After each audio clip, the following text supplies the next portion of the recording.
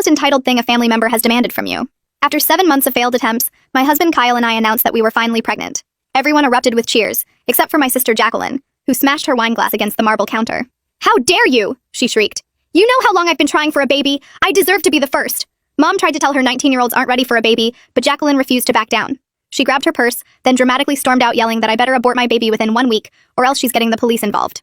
The next morning, she showed up at our door with printed pages from abortion clinics, shoving them into Kyle's chest while he was still in his boxers. "I made appointments for her at 3 different places," she announced to our entire cul-de-sac. "She just needs to pick one." When Kyle tore up the papers, she called the whole family demanding an emergency intervention. That Sunday, 23 relatives crammed into Mom's living room, while Jacqueline stood at the fireplace like she was delivering a TED Talk on why I was destroying her life by having a baby first. She actually had a PowerPoint. Our Uncle Jeffrey, who's a lawyer, finally told her there's no legal precedent for forcing someone to abort because you want to be pregnant first. She pointed at me with tears streaming down her face and said if I didn't terminate by Monday, she'd never speak to any of us again. But we called her bluff, and all 23 of us told her, "See you, Felicia." She actually left sobbing, and we didn't hear from her for a long time. And then, 7 months into my pregnancy, we were having our baby shower when the door flew open. It was Jacqueline. She walked in with her hand on a massive belly, wearing a shirt that said, "First grandchild loading." Everyone went silent.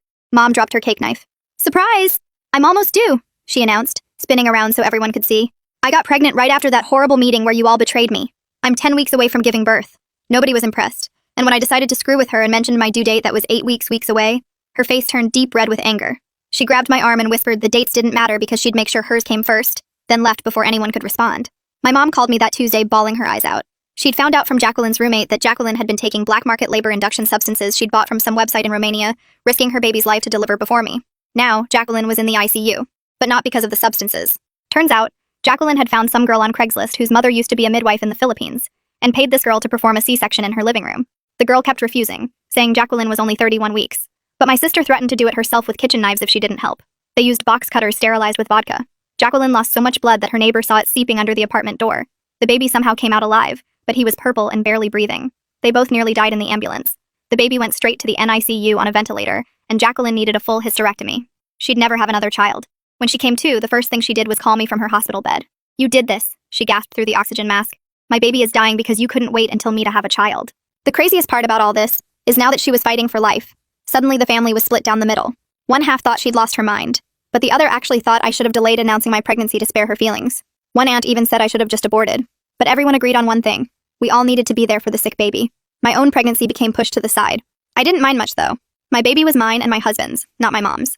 It just sucked how anytime I mentioned anything exciting, the conversation got redirected. 3 days before my due date, I was admitted for monitoring. Jacqueline's baby was still critical. The doctors said the next 48 hours would determine if he'd survive. The scariest part was that I could see her through my doorway, standing in the hall between the NICU and maternity ward. And she wasn't looking at the rooms or the nurses passing by. She was staring directly at my belly with an expression I'd never seen before. "Tomorrow morning, they're inducing me." Jacqueline knows the exact time. She's been asking the nurses questions about the delivery room locations and whether they ever leave babies unattended. The NICU is 1 floor below maternity. If her baby doesn't make it through the night, I don't know what she'll do when mine is born healthy in the morning. The clock showed 3 a.m. when I woke up to Kyle's voice in the dark, already talking to someone on his phone about Jacqueline asking the nurses where babies get taken after delivery.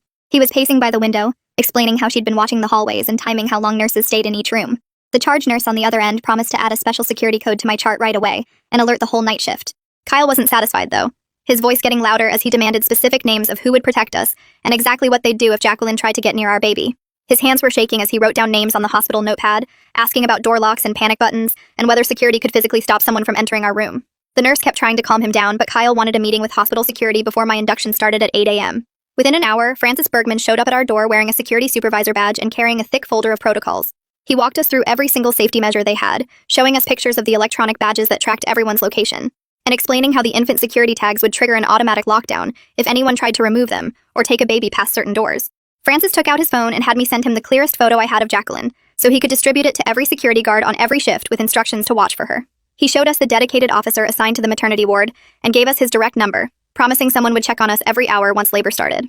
At 5 a.m., someone knocked, and Olympia Hicks from Social Services came in with a clipboard full of forms, explaining she needed to document all the threats Jacqueline had made for potential CPS involvement. She sat in the uncomfortable visitor chair asking detailed questions about every interaction, every threat, every time Jacqueline had mentioned our baby, while I felt my face burning with embarrassment at having to tell a complete stranger about my family's mess. Olympia explained the process for getting an emergency restraining order and said she could start the paperwork right now if we wanted, that a judge could issue it before the baby was even born. My phone started buzzing nonstop as Mom apparently told everyone in the family group chat about the security measures we'd requested. Half my cousins thought I was being dramatic and overreacting to a new mother's stress, while the other half started sharing stories I'd never heard before about times Jacqueline had scared them or done something unstable when she didn't get her way. My aunt sent 3 paragraphs about how Jacqueline had keyed her car after not being invited to a party in high school, and my cousin mentioned finding Jacqueline going through her purse at Christmas looking for birth control pills to throw away. Uncle Jeffrey sent a private text saying he knew a detective named Cyrus Powell who specialized in these cases and could fast-track a police report if we needed one. I hesitated for a second, worried about making everything worse and turning this into an even bigger family war. But Kyle grabbed my phone out of my hand and typed back, YESPLEASE in all caps before I could stop him. A nurse rushed into our room looking worried and told us Jacqueline's baby had taken a bad turn overnight with his oxygen levels dropping so low they had to increase the ventilator support and add more medications. She said the NICU team was doing everything they could, but the next few hours were critical, and despite everything Jacqueline had done, I felt my chest tighten thinking about that tiny baby struggling to breathe because his mother couldn't wait 2 more months. The morning shift nurse came in at 7 a.m. and went over the whole delivery room setup with us, pointing out on a map where each nurse would be stationed and emphasizing that babies were never, ever left alone, even for a second. She showed us the matching ID bands we'd all wear with special numbers that had to match exactly, or alarms would go off. And she seemed genuinely concerned as she promised to personally stay in the room with us through the entire delivery, no matter how long it took. I grabbed a piece of paper and wrote down exactly 4 names of people allowed to visit us: Kyle, Mom, Uncle Jeffrey, and Kyle's mother, then handed it to Francis along with very specific instructions that nobody else should even be told what room we were in or whether the baby had been born yet.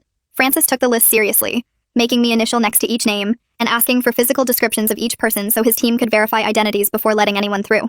Kyle pulled me into the bathroom and closed the door, his whole body shaking as he admitted he was terrified he'd freeze up if Jacqueline actually showed up during delivery, that he wouldn't be able to protect us when it really mattered.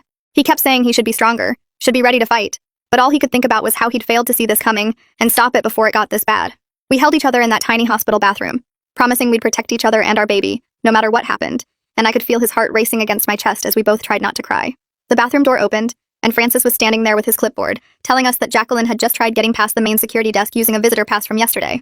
She told the guards she needed to check on her baby, but they recognized her from the photo I'd given them earlier and walked her straight back to the NICU waiting area with a warning about restricted access.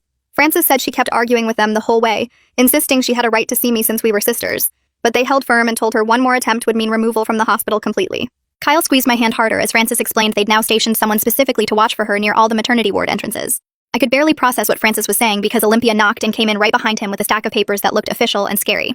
She sat on the edge of the hospital bed and started filling out forms for mandated reporting, explaining that every threat Jacqueline had made against my unborn child was going into an official record that would trigger automatic CPS review once the baby arrived.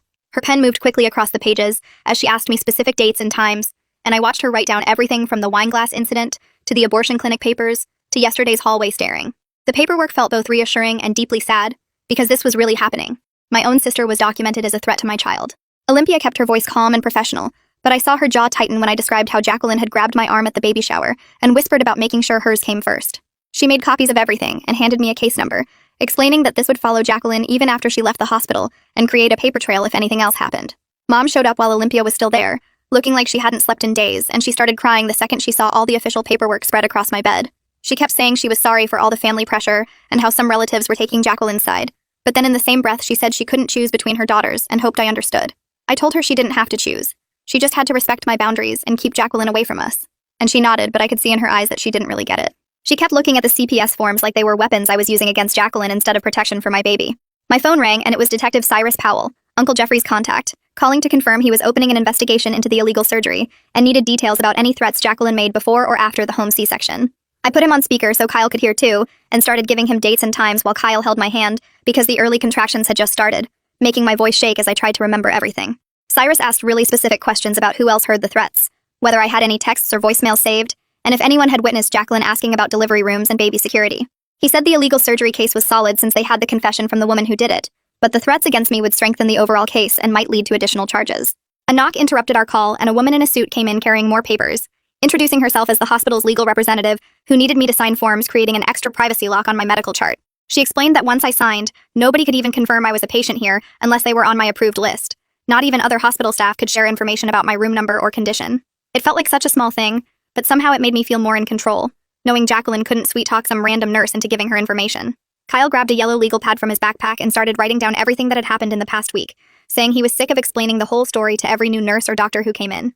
He wrote dates and times and specific quotes, making a timeline that started with the pregnancy announcement and went all the way through to right now, with Francis standing guard and Olympia's paperwork spread everywhere. When he finished, he made 3 copies on the hospital's printer down the hall, taping one inside my chart folder, giving one to Francis and keeping one in his pocket. The contractions were getting stronger and more regular, and the nurse came in to check on me, immediately noticing the crowd in my room and suggesting we limit visitors to essential personnel only. Kyle stationed himself by the door like a bouncer, actually crossing his arms and standing with his feet apart, and every time we heard footsteps in the hallway, we both tensed up and looked toward the sound. Francis had to physically intercept Kyle's cousin Jefferson, who showed up with his phone out, trying to FaceTime the delivery to share the joy with the whole family, including poor Jacqueline, as he put it. Kyle's face turned red, and he told Jefferson to leave immediately, or security would remove him, and I felt so grateful I'd married someone who understood that our safety came before family politics. Jefferson tried arguing that everyone had a right to share in the moment, but Kyle just pointed down the hall and said one word, "Leave," and Francis escorted Jefferson to the elevator. Between contractions that were making me grab the bed rails, Olympia explained that we qualified for an emergency restraining order as soon as the baby was born, which would legally prevent Jacqueline from coming within 500 feet of us, or attempting any contact. Kyle immediately said yes without even looking at me, and Olympia started filling out more paperwork while I tried to breathe through the pain that was getting worse every few minutes. A different nurse accidentally entered our room instead of the one next door, and her mistake triggered the infant security alarm, this incredibly loud shrieking sound that made everyone freeze. The whole floor would go into lockdown within seconds if that alarm went off for real, she explained after apologizing, and showed us how the doors would automatically lock and security would flood the unit. After my initial panic at the sudden noise, I actually felt reassured knowing they took baby safety this seriously, and that even an accidental breach would cause such an immediate response. My phone buzzed with a text from Mom saying Jacqueline was down in the NICU asking nurses about their break schedules and when they switch shifts and whether babies are ever alone during those times. The next contraction hit so hard I couldn't even respond to the message, just gripped the bed rail while Kyle read it out loud and his face went white. He stepped into the hallway and I heard him talking to someone. Then Cyrus walked in carrying a small black notebook that he handed to Kyle. He told Kyle to write down everything with exact times and dates because we might need it as evidence later, and Kyle immediately started scribbling while I tried to breathe through another wave of pain. The contractions were coming faster now and the nurse checked me and said it was time to move to the delivery room. They wheeled me down the hall with Kyle jogging alongside, still writing in that notebook, and Francis walking ahead of us checking every doorway. The delivery room was bright and cold, and they started explaining all the security stuff again, showing us the matching wristbands we'd all wear, and the special tag that would go on the baby's ankle that would set off alarms if anyone tried to take her past certain doors. The anesthesiologist came in to check my epidural and adjust it while Kyle kept writing and I could see his hand shaking. The doctor arrived and checked me and said we were ready to start pushing, and suddenly there were more people in the room, nurses getting everything ready, and one of them stayed right next to me like she promised. I pushed and pushed while Kyle held my hand and stopped writing long enough to count with me and tell me I was doing great. Everything hurt, and I was scared but also determined to get my baby here safely, and I kept pushing even when I thought I couldn't anymore. At 7:23 a.m. she came out screaming, and they put her right on my chest all wet and warm and perfect, while Kyle started crying, and the nurse immediately snapped those security bands on her tiny ankle and my wrist. For those few minutes nothing else existed except her little face and Kyle's tears and the weight of her on my chest. They cleaned her up while she stayed on me and did all the checks they needed to do without taking her away, and Kyle took pictures with his phone while tears ran down his face. Within an hour, they moved us to a recovery room way down at the end of the hall, past all the other rooms and away from the elevators, and Francis came with us to make sure our names weren't posted anywhere. The room had no nameplate on the door, and Francis checked that the computer system showed us as private patients with restricted information. Kyle pulled the nurse aside and they worked out a code word system, where if we said pineapple, it meant to immediately take the baby to the locked nursery, no questions asked. The head nurse wrote pineapple in red marker on the shift report and showed it to every nurse coming on duty. My phone started blowing up with messages from family demanding pictures and asking why we hadn't announced anything yet. And Kyle grabbed it and typed one message to the group chat, saying we were taking private time to bond and wouldn't be sharing anything right now. The responses came flooding in with people calling us selfish and saying we were being dramatic, and one cousin said we were punishing the family for Jacqueline's mistakes. Kyle turned my phone off and put it in the drawer and said we didn't need to deal with any of that right now. Cyrus knocked and came in with his notebook and asked me to give an official statement about all the threats Jacqueline had made, but he kept it short since I was exhausted and still bleeding and trying to figure out breastfeeding. He mentioned the girl who did the surgery was questioned by police and would definitely face charges for practicing medicine without a license and endangering a child. He left after about 10 minutes, and then Dr.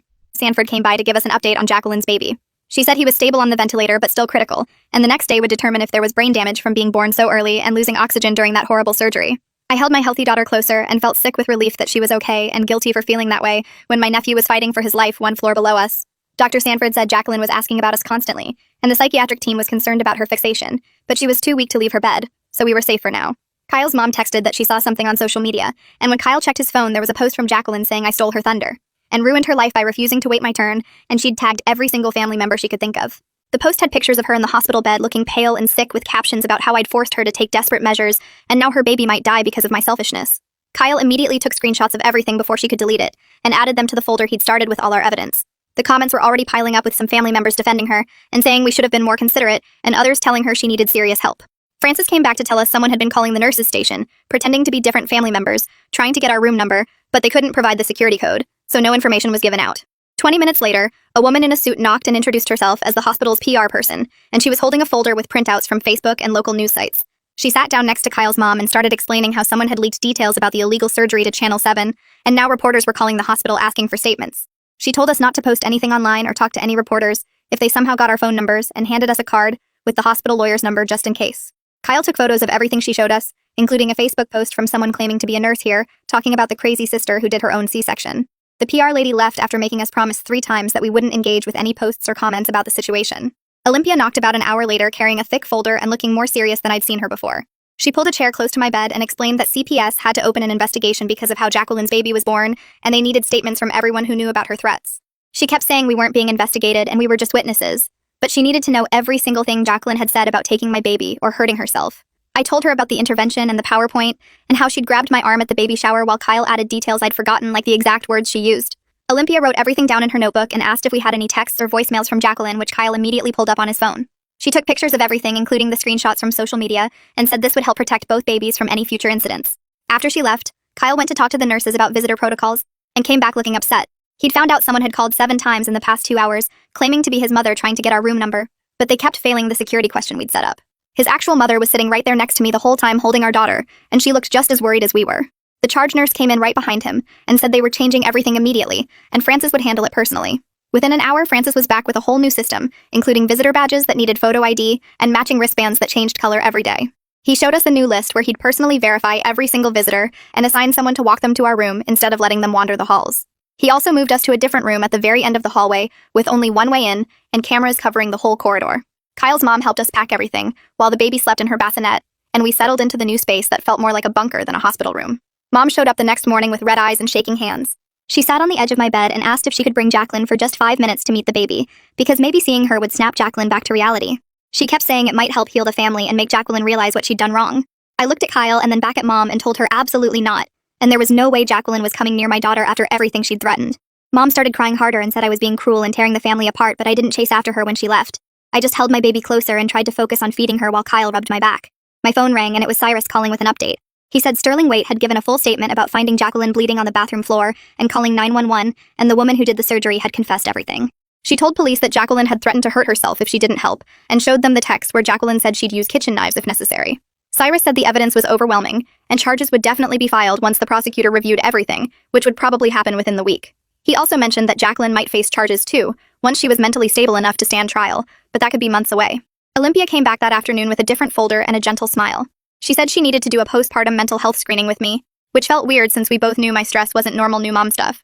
She asked me questions about sleeping and eating and crying, and then acknowledged that what I was going through was way beyond typical, and she wanted to connect me with someone who could help.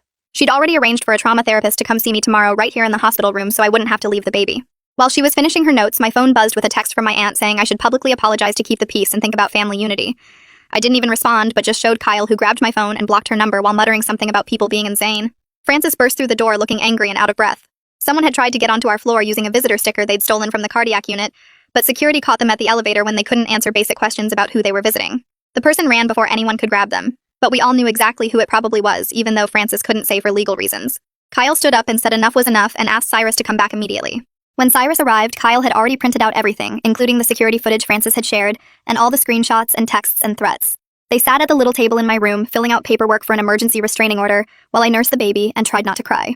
Cyrus said the judge would hear our case tomorrow morning through video conference, so I wouldn't have to leave the hospital, and based on the evidence, we'd definitely get at least a temporary order. Kyle held my hand, while Cyrus explained that the order would prevent Jacqueline from coming within 500 feet of us, or trying to contact us in any way, including through other family members. The door opened, and Dr. Sanford walked in, carrying a clipboard, and looking less worried than before. She pulled up a chair next to my bed, and started explaining that Jacqueline's baby was doing better than yesterday, actually breathing over the ventilator for a few minutes at a time now. The numbers on his charts were going up slowly, and while it wasn't some miracle recovery, it was definitely progress. I held my daughter closer and felt this weird mix of relief and guilt, because I'd been praying for that baby, even though his mom wanted to hurt mine.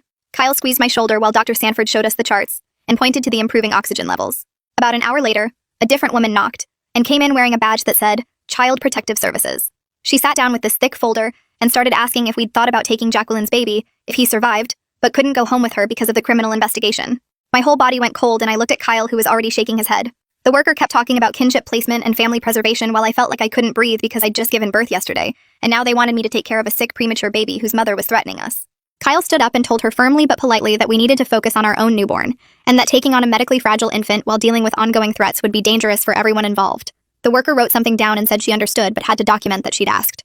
I started crying from relief that Kyle said what I couldn't get out of my mouth. My phone rang 20 minutes later and it was Mom sobbing and begging us to reconsider the kinship placement. She kept saying it was the only way to keep Jacqueline's baby in the family, and maybe help Jacqueline not completely lose her mind. I told her there were other relatives who could help, that she had siblings and cousins who didn't just have a newborn and weren't being threatened. Mom said none of them would do it and we were the baby's only chance, but I had to hang up because I couldn't handle the guilt trip on top of everything else. Francis burst through the door about an hour later with 2 other security guards behind him.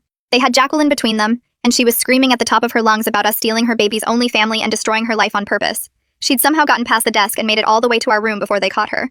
The other patients in nearby rooms were peeking out their doors looking terrified, while Jacqueline kept yelling that we were murderers and thieves. Francis and the guards dragged her toward the elevator while she kicked and screamed the whole way. I felt horrible that all these other new moms trying to recover had to deal with this chaos. A psychiatrist showed up within 30 minutes and asked us questions about what just happened before going to evaluate Jacqueline. He came back 2 hours later and told us she was showing signs of postpartum psychosis combined with trauma from her baby's condition and the consequences of her actions. He'd already started the paperwork for an involuntary psychiatric hold, which meant she'd be transferred to the psych ward and couldn't leave until doctors cleared her. The CPS worker came back that afternoon and clarified that they were looking at all options for the baby, including his father's family who lived in another state. She said we weren't actually the first choice, and she just needed to document that she'd explored every possibility.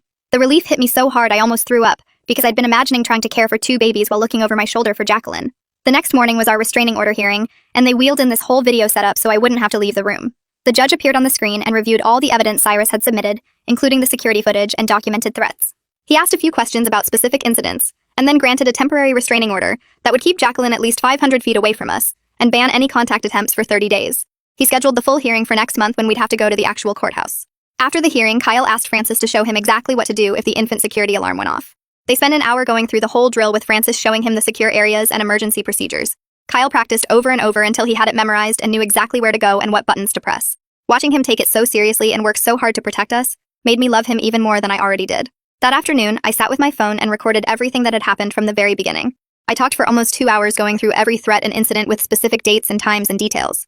I saved the recording in 3 different places, including sending it to Uncle Jeffrey, and uploading it to a cloud account Kyle set up just for evidence. Having my own record of everything made me feel less helpless, and more in control of what was happening to us. The discharge planner knocked on our door the next morning with a thick folder and a worried look on her face. She spread out maps on my bed showing different routes from the hospital to our house with certain streets highlighted in yellow. She explained the yellow ones were the most public and had the most cameras in case we needed proof of anything happening. Kyle took pictures of everything with his phone while she wrote down the direct number for police dispatch that would skip the regular 911 operators. She gave us cards to give our neighbors with a photo of Jacqueline and instructions to call police if they saw her near our property. The whole thing felt like we were going into witness protection instead of just taking our baby home from the hospital. Francis came by while she was still there and added his personal cell number to our emergency contact list. He said he'd already talked to the security company that monitors our neighborhood about adding extra patrols past our house. 3 days later, when they finally cleared us to go home, Kyle spotted his cousin Jefferson sitting in a car in the visitor parking lot with a big camera. Francis checked the security monitors and confirmed Jefferson had been there for 2 hours already waiting for us to come out. We packed everything into bags while Francis arranged for maintenance to bring a cart through the service hallways. The baby stayed wrapped against my chest under my jacket as we followed Francis down empty corridors I didn't even know existed.